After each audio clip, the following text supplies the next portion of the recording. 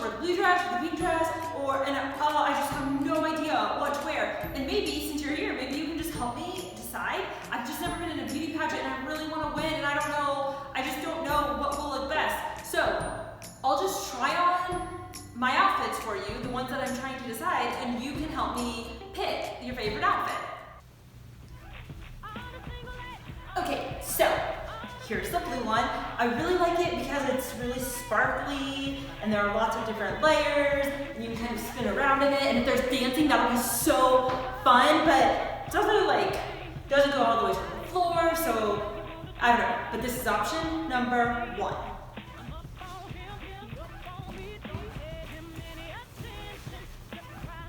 Okay, this is option number 2. It's also really sparkly, which is really fun, and I can wear a nice little scarf, but I kind of blend into the wall, and what if the king doesn't notice me because I'm blending into the wall? It's gonna be a really hard decision.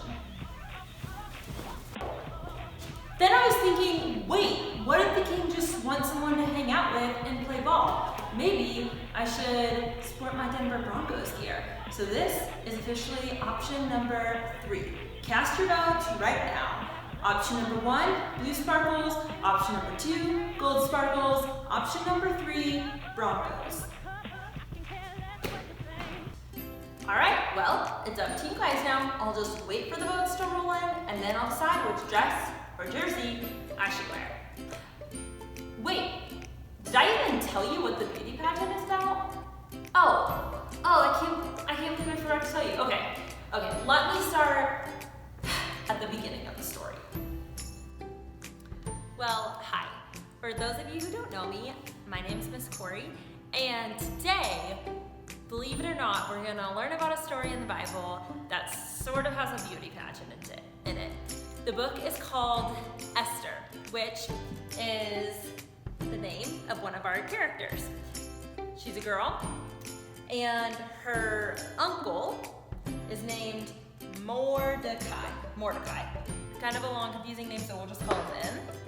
And then there's a king involved, not related to Esther and Mordecai, and his name is King X. It's actually King Xerxes. We'll just call him King X for now, and he's wearing a crown. Now, the important thing about the characters in the story is that Esther and Mordecai are Jews. So they were part of God's people. So the story takes place after King Nebuchadnezzar in Babylon took over the land and took the Jews into exile. And then after that, there were these people called Persians. Persians.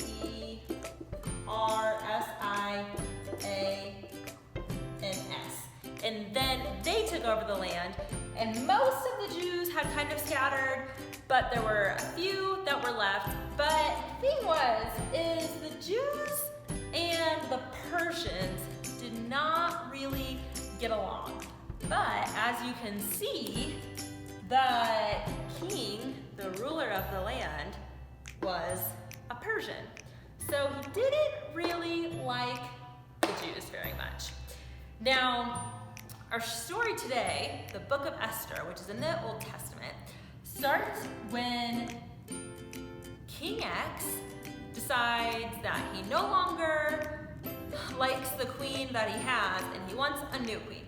So, what he decided to do was have all of the single ladies in Persia